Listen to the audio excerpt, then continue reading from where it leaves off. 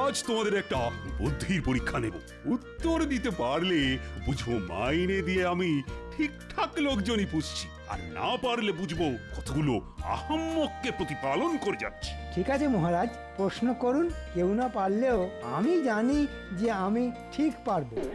সকলে তাহলে শোনো, তোমাদের প্রত্যেককে 1 টাকা করে দেওয়া হবে, আর সেই 1 টাকায় এমন জিনিস কিনে আনতে হবে যা দিয়ে একটা ঘরকে ভরিয়ে তোলা যায়। এ আবার কিরকম বদখচ প্রশ্ন? হ্যাঁ, মাত্র 1 টাকা দিয়ে জিনিস কিনে ঘর ভরিয়ে তুলতে হবে? না মহারাজ, ও আমি পারবো না। তুমি যে পারবে না সেটা আমি ভালো করেই জানতাম। মাথায় তো তোমার ঘিলু বলে কিছু নেই, পুরোটাই গোবর, তাও আবার পচা। আগে আমার জ্ঞান সবটাই পুঁথি নিয়ে। তাই বুদ্ধির উত্তর দিতে তুমি পারবে না, এটাই আশা করেছিলাম। যাই হোক, জনে জনে আর পারবো না করতে হবে না, যে পারবে সেই বলো। তাহলে আমি বলি মহারাজ। তুমি তো বলবেই, তুমি হলে আমার মন্ত্রী, কত বুদ্ধি তোমার। বলো বলো, কি বলবি? মহারাজ, 1 টাকা দিয়ে ধুলো কিনবো, বুঝলেন কি না? 1 টাকায় বস্তা বস্তা ধুলো হবে, আর সেই ধুলো ঘরের মধ্যে ছড়িয়ে দিলেই ঘর ভর্তি। কি মহারাজ, ঠিক বলেছি কি না? আমার মাথায় কত বুদ্ধি। ওটা বুদ্ধি নয়, ওটা হলো দুর্বুদ্ধি, যেটা তোমার মাথায় বেশ ভালোই আছে। এ আহাম্মক, ধুলো দিয়ে ঘর ভরিয়ে দিলে সেটা কি আর ঘর থাকবে? সেটা তো তখন আস্তাকুড় হয়ে যাবে। না মানে থাক, আর কাঁদুনি গাইতে হবে না। ছি ছি ছি ছি, এই তুমি হলে আমার মন্ত্রী? আমার ভাবতেই লজ্জা হচ্ছে যে তোমার মতো একটা আকাট কিনা আমার মন্ত্রী। গোপাল, এবার তুমি বল। আগে মহারাজ, 1 টাকা দিয়ে আমি একটা বড় দেখে মাটির প্রদীপ, তেল আর পলতে কিনে আনবো। তারপর অন্ধকার ঘরে প্রদীপ জ্বালিয়ে দিলেই প্রদীপের আলোয় সারা ঘর ভরে যাবে। এই না হলে গোপাল। জয় গোপালের জয়, জয় গোপালের বুদ্ধির জয়। শেখো শেখো মন্ত্রী, শেখো, এখনো সময় আছে। পারলে ছুতো এ নাতায় গোপালের সমালোচনা না করে ওর কাছ থেকে শেখো। না হলে যতই চেষ্টা করো না কেন, সারা জীবন বুদ্ধির খেলায় তোমায় গোপালের কাছে হেরেই যেতে হবে। কিন্তু তোমার মুখ থেকে আর একটা কথাও শুনতে চাই না।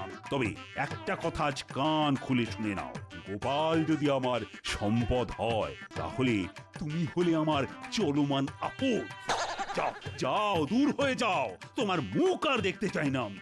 আমাকে কি আপনি তাড়িয়ে দিচ্ছেন মহারাজ? তাড়িয়ে দিতে পারলে তো ভালোই হতো, কিন্তু কি করব বলো? বাড়িতে একটা কুকুর বেড়াল পুষলেও কেমন একটা মায়া পড়ে যায়। তাড়িয়ে দেব বললেই তো আর তাড়িয়ে দেওয়া যায় না। তাই থাকো, তবে ওপরওয়ালা যে মাথাটা তোমায় দিয়েছেন তার মধ্যে দুর্বুদ্ধির বদলে একটু সুবুদ্ধি ভরে রাখার চেষ্টা করো। যাও, আজকের মতো রাজসভা শেষ।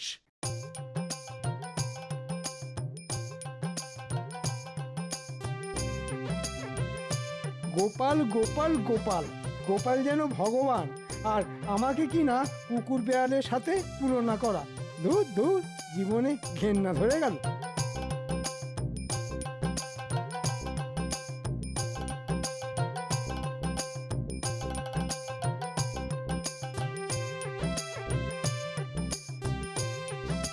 পুটিন মা, বলি ও পুটিন মা, পুটিন মা। উমা, দিদি, কি সৌভাগ্য আমার! আমার বাড়িতে দিদির পায়ের ধুলো পড়লো। এসো এসো, ভেতরে এসো। এই পথ দিয়ে যাচ্ছিলাম, ভাবলাম তোমার সাথে একটু গল্প করে যাই। খুব ভালো করেছো দিদি।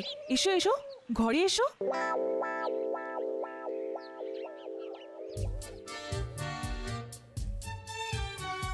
আরে কি হলো কি? রাজসভা থেকে ফিরে কখন থেকে দুটো ভাতের জন্য বসে আছি। বলি, ভাত দেবে নাকি?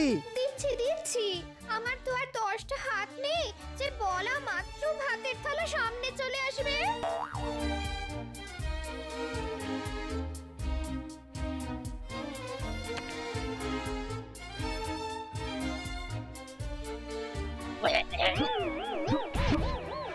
এটা কি হয়েছে? এটা কি ডাল না নুন ছাড়া ফ্যান? আর এটা কি তরকারি না গরুর জাবনা? অমন করে চেঁচাচ্ছ কেন? না চেঁচাবে না, জঘন্য রান্নার জন্যে না চেঁচিয়ে তোমায় মাথায় তুলে নাচবে। কেউ বলেনি আমার মাথায় তুলে নাচতে। দেখো, মুখে মুখে তর্ক করো না, আমার মন মেজাজ কিন্তু ভালো নেই। বুঝতে পেরেছি, নিশ্চয়ই মহারাজের কাছে ধ্যাতানি খেয়ে এসেছো আর রান্নার ছুতোয় ঝাল ঝাড়ছো আমার উপর। তবে একটা কথা আজ পরিষ্কার করে বলে দিচ্ছি, কারণে অকারণে আমার উপর মেজাজ দেখালে আমিও কিন্তু ছেড়ে কথা বলবো না, বলে দিচ্ছি। কি করবে? তুমি কি করবে? কি করব? বেশি তেজ দেখালে না জম্মের মতো বাপের বাড়িতে বসিয়ে দিয়ে আসবো। কি? এত বড় কথা! এত বছর বিয়ে হয়ে যাবার পরেও উঠতে বসতে বাপের বাড়িতে বসিয়ে আসার ভয় দেখানো? ঠিক আছে, তোমায় আর কষ্ট করে বসিয়ে দিয়ে আসতে হবে না, আমি নিজেই চলে যাব। হ্যাঁ হ্যাঁ, কত যাবে আমার জানা আছে। বলি, এমন সুখ আর পাবে কোথায়? তোমার সুখ নিয়ে তুমি থাকো, আমি চললাম। হ্যাঁ হ্যাঁ, যাও যাও, তবে আর কখনো যদি ফিরে আসো না, তাহলে মুখের ওপর দরজা বন্ধ করে দেব। তোমার মতো লোকের সংসার করতে না আর জীবনেও ফিরে আসবো না, জীবনেও না।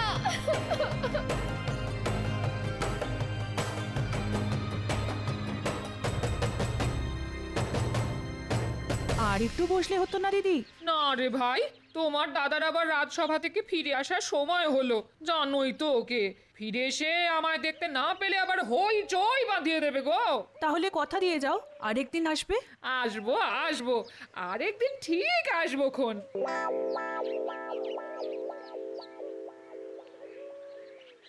এতদিন এতদিন সংসার করার এই পুরস্কার, একটু স্নেহ ভালোবাসা তো নেই, উল্টে উঠতে বসতে দাঁত খিচুনি আর গঞ্জনা।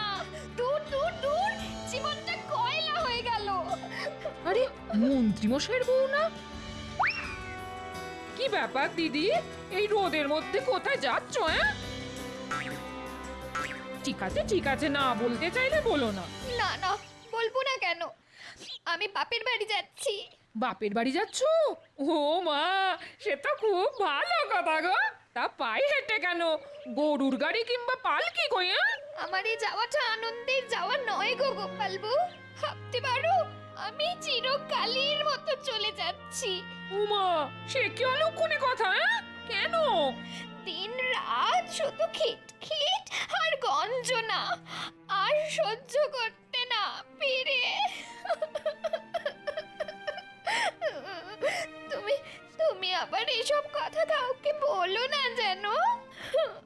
না না, কাক পক্ষীতেও জানতে পারবে না।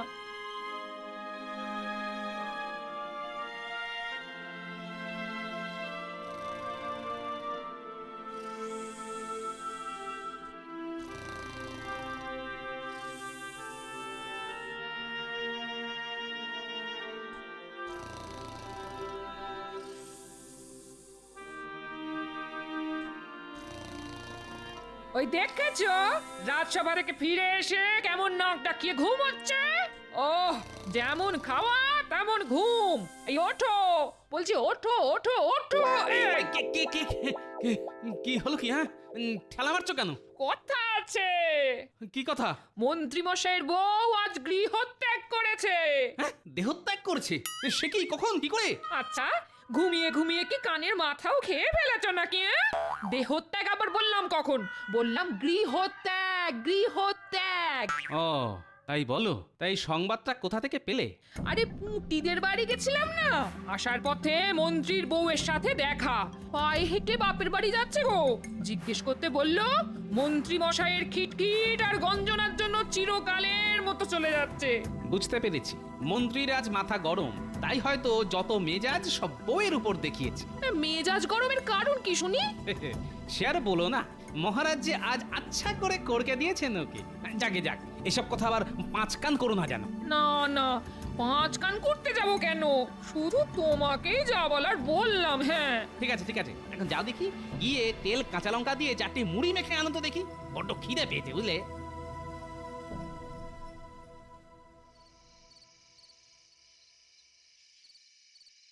ওহ, খিদের চোটে পেটের মধ্যে নাড়ি ভুঁড়ি অবধি হজম হয়ে গেল মনে হচ্ছে। সেই কখন ভাত চাপিয়ে এসেছি, যাই দেখি ফুটলো কিনা। মন্ত্রীমশাই, মন্ত্রীমশাই, গেল গেল গেল রে, সব পুড়ে গেল। কি পুড়ে গেল রে ঘটা? গিয়ে দেখলেই তো হয়। কি পুড়ে গেল মন্ত্রীমশাই? ভাত। তা আপনি হঠাৎ ভাত রাঁধতে গেলেন কেন? গিন্নিমা কোথায়? বাপের বাড়ি। কবে ফিরবেন? মনে হয় আর ফিরবে না, কারণ তেজ দেখিয়ে চলে গেছে। তবে আমিও আর যেচে ওকে ফিরিয়ে আনতে যাব না, তাতে যা হবার তা হবে। কিন্তু তাহলে আপনার রান্না বান্না করে দেবে কে? সেটাই একটা বড় সমস্যা। আমি যে ঘর কন্যার কাজ কিছুই জানি না। ভাতগুলো কিভাবে পুড়ে গেছে দেখ। তাহলে কি খাবেন? ওই মুড়ি টুড়ি চিবিয়ে থাকতে হবে।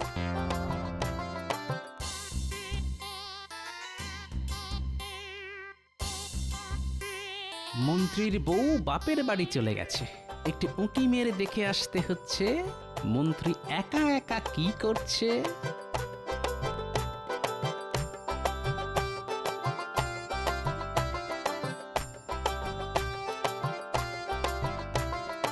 আমি বলি কি, গিন্নিমা যদি সত্যি সত্যি ফিরে না আসেন তাহলে আপনি একটা বিয়ে করে ফেলুন।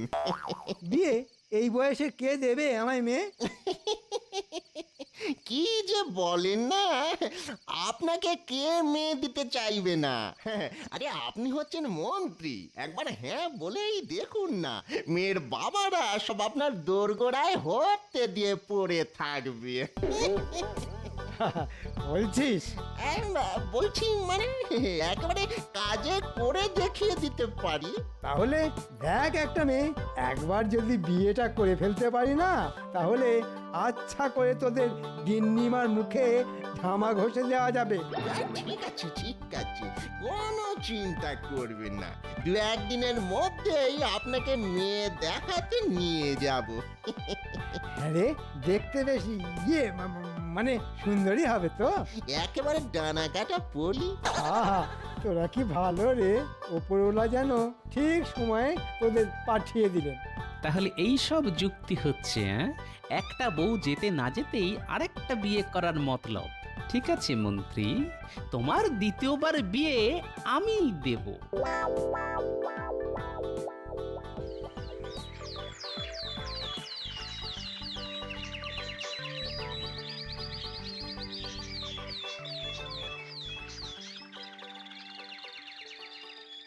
আমার কি সৌভাগ্য যে আপনি আমার মেয়েকে পছন্দ করতে এসেছেন। তাড়াতাড়ি মেয়েকে দেখান। হ্যাঁ হ্যাঁ হ্যাঁ, এই তো আনতে বলছি। কি গো, আরে শুনছো? আরে খুকিকে নিয়ে এসো।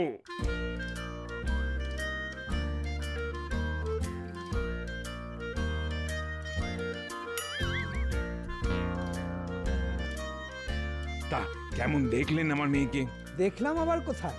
এমন মাথা হেঁট করে বসে থাকলে কি আর মুখ দেখা যায়? না না, এই তো মুখ তুলছে। মা, খুকি, আরে মুখটা একটু তোল মা। আরে আরে লজ্জার কি আছে? আজ বাদে কাল ইনিই তো তোর প্রতি দেবতা হবেন।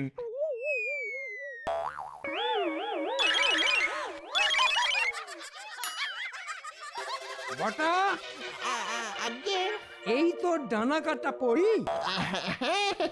সবই তো ঠিকই আছে, শুধু ওই চোখের মনি দুটো ছাড়া আর কি। তবে তবে ভাত রাঁধতে পারে খুব ভালো। হ্যাঁ, নিকুচি করেছে তোদের রান্নার। মস্করা হচ্ছে, আমার সঙ্গে মস্করা হচ্ছে। আজ তোদের মেরেই ফেলবো। দাঁড়া দাঁড়া বলছি, দাঁড়া দাঁড়া।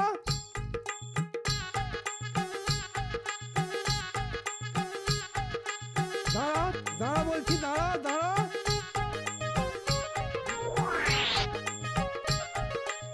ও গোপাল দাদা, আমাদের বাঁচাও, আমাদের বাঁচাও। আরে আরে কি হয়েছে সেটা না বললে বাঁচাবো কি করে? আমার সঙ্গে প্রবঞ্চনা, ডানা কাটা পরীর নাম করে তেরা মেয়ে দেখানো। পাত্র হিসেবে আমি কি এতটাই খারাপ? তেরা মেয়ে পাত্র? কি হয়েছে মন্ত্রী মশাই, কারো বিয়ে নাকি? সেটা তোমার না জানলেও চলবে। ঠিক আছে, পরে বুঝে নেব তোদের।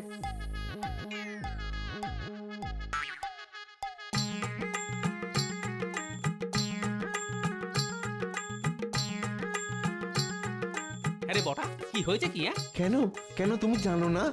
কই না তো। মন্ত্রীগিন্নি তো মন্ত্রী মশাইকে ত্যাগ দিয়ে চলে গেছে। রান্না বান্নার কেউ নেই দেখে আমরা একটা সম্বন্ধ করেছিলাম। তা মেয়ের সবই ভালো, শুধু একটু টেরা। এই যা, এই তাতেই মন্ত্রী মশাই আমাদের ওই মারতে তাড়া করলেন, বলো দেখি।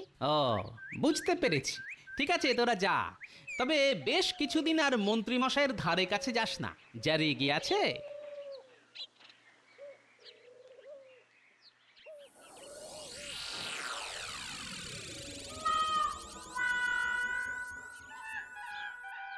ওহ, কি পোড়া কপাল আমার!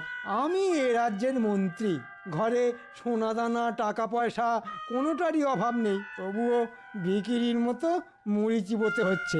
মন্ত্রীমশাই, ও মন্ত্রীমশাই! উফ, ঠিক এই সময় টেকোটা আবার এলো কেন? ভেতরে এসো। এগুলো দিতে এলাম, মানে আমার গিন্নি আপনার জন্য এগুলো পাঠিয়েছে। কি আছে ওতে? ওই সামান্য কিছু খাবার দাবার, ভাত, মাছের মাথা দিয়ে ডাল, রুই মাছের কালিয়া, পুঁটি মাছের টক। আমার জন্যে? কই দেখি দেখি। উই বাবা, কত খাবার!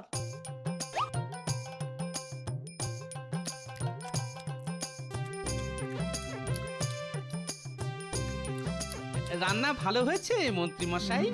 ভালো, ভালো ভালো, খুব ভালো, যাকে বলে একেবারে বিশ্বের ভালো। আমার গিন্নি বলেছে যতদিন না আপনার বিয়ে হচ্ছে ততদিন এরকম খাবার আপনার জন্য পাঠিয়ে দেবে। সেটি আর হচ্ছে না।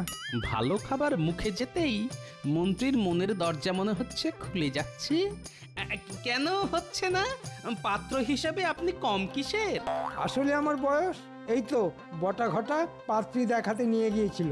ওরে বাবা, কি বলবো, সে কি টেরা!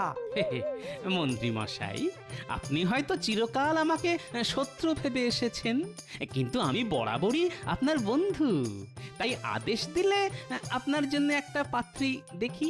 আছে নাকি তেমন কোনো পাত্রী? আছে মানে বুঝলেন, একটু বয়স হয়েছে বটে, তবে যেমন কাজে কর্মে তেমনি দেখতে শুনতে আপনার সঙ্গে যা মানাবে না, যাকে বলে রাজজটক। তাহলে পাত্রীর বাবার সঙ্গে কথা বলো। আগে আগে বাবা মা কেউ তো নেই, যা করার তা আমাকেই করতে হবে। এবার বলুন আপনি রাজি কিনা? এতদিন পরেও সে যখন ফিরে এলো না, তখন এ বিয়েতে আমি রাজি। তবে পরশু দিনেই খুব ভালো লগ্ন আছে, তাহলে 4 হাত এক করে দিই। আমি তাহলে আসি। ওরে বাবা, মেয়ের বিয়ে দেওয়া বলে কথা, আমার এখন কত কাজ।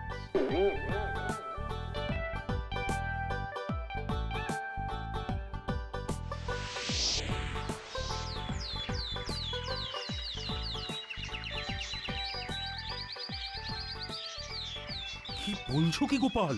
আগামীকাল মন্ত্রীর দ্বিতীয়বার বিয়ে, আর এই বিয়ের ঘটক হলে কিনা তুমি? শুধু ঘটকই নই মহারাজ, সেই সাথে কন্যাপক্ষ বটে, আর বিয়েটাও হচ্ছে আমার বাড়িতে। না না গোপাল, না, এ তুমি মোটেই ভালো কাজ করনি। কোথায় বুদ্ধি খাটিয়ে মন্ত্রী আর মন্ত্রীর বউয়ের মধ্যে মিলমিশ করিয়ে দেবে, তা না করে ওদের সম্পর্কটা চিরকালের মতো ভেঙে দিলে। এখন সেই মেয়েটার কি হবে সেটা একবার ভেবে দেখেছো? না না, এ বিয়েতে আমি যেতেই পারবো না। রানীমা, আপনি তো আমাকে সন্তানের মতো দেখেন, যদি দেখে থাকেন তাহলে একবার অবশ্যই আসুন এই বিয়েতে। দেখবেন আপনার গোপাল এমন কিছু করবে না যাতে আপনার কষ্ট হয়। কি জানি বাবা, কি যে করতে চাইছো তুমি? তোমাকে বোঝা আমার কম নয়, তবে নিমন্ত্রণ যখন করতে এসেছো তখন আমরা দুজনেই ঠিক সময় পৌঁছে যাব।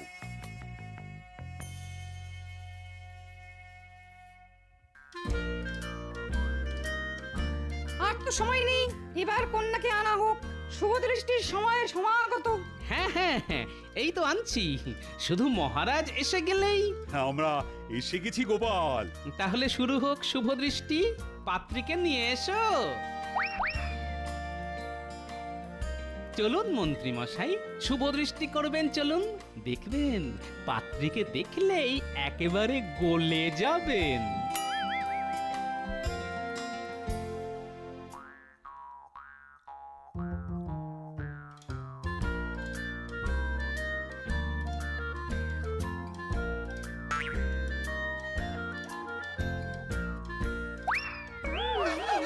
এ কি এ তো আপনার বিয়ে করা সহধর্মিনী সামান্য কটা দিন অতি সামান্য কারণে ছাড়াছাড়ি হয়েছিল, আমি আবার নতুন করে জোড়া লাগিয়ে দিলাম। কি রানীমা, আপনার মুখ রাখতে পেরেছি তো? ধন্য গোপাল, সত্যি তুমি ধন্য। ছাদনা তলা যখন হয়েইছে তাহলে এবার মালা বদল আর মন্ত্রপাঠ হয়ে যাক। মালা বদল হবে বই কি, তবে ওই যদিদং হৃদয়ং না বলে নতুন মন্ত্র পাঠ হয়ে যাবে, আর সে মন্ত্র পাঠ করাবো আমি। বলুন মন্ত্রীমশাই, কখনো আর সামান্য কারণে ঘরের লক্ষ্মীকে মুখ নাড়া দেব না। আরে চুপ করে আছেন কেন? বলুন বলুন। কখনো আর সামান্য কারণে ঘরের লক্ষ্মীকে মুখ নাড়া দেব না। এবার আপনি বলুন মা লক্ষ্মী, বলুন রাগের মাথায় কখনো নিজের সংসার ছেড়ে যাব না। রাগের মাথায় কখনো নিজের সংসার ছেড়ে যাব না। ব্যাস, এবার সকলের সামনে বলুন আপনারা খুশি কি না? আমরা খুব খুশি। খুব। আপনারা সকলে খুশি তো? আমরা সকলে সকলে খুশি, সকলে। কিন্তু আমি যে খুশি নই। কেন কেন খুশি নও কেন? এমন চমৎকার সন্ধে, এমন সুন্দর পুনর্বিবাহ, অথচ খাওয়া দাওয়ার কোনো ব্যবস্থা নেই। আসলে আমি যে কিপটে। থুড়ি থুড়ি থুড়ি, ভুল বলে ফেলেছি। আসলে আমি না খুব গরিব। তোমার কোনো দুঃখই আজ আর রাখবো না আমি। ভোলা ময়নাকে খবর দাও, সকলের পেট পুরে মিষ্টিমুখ করার ব্যবস্থা করো। এই না হলে মহারাজ, আর একেই বুঝি বলে মধুরেন সমাপয়েত।